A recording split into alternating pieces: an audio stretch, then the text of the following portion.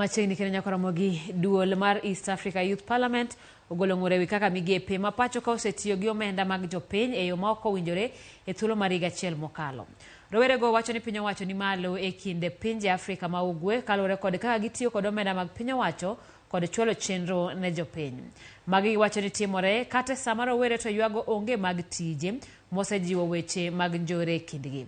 Ka jotelo mondo chope nyasino mabende itimo mar dhialo odiochieng' rowere kaunti ma Nakuru osingo ni piny owacho temo mar nyalogi mar loso midhiero mar rowere kalie e pachoka.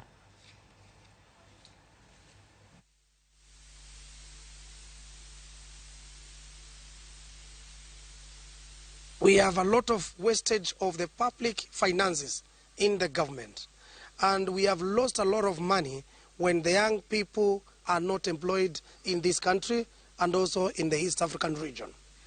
We are not going to take this one slightly, and we have decided with the National Treasury to open the seminar which will be held every year.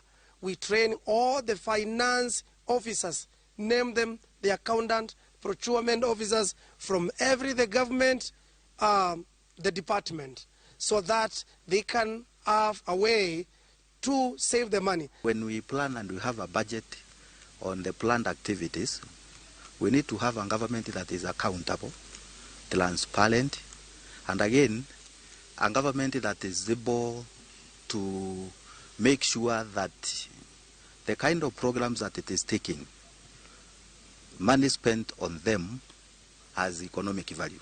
My clarion call will be also to other young leaders out there that also we don't just sit back and wait for things to happen and say, okay, we have corruption, so what are you doing in regards to corruption?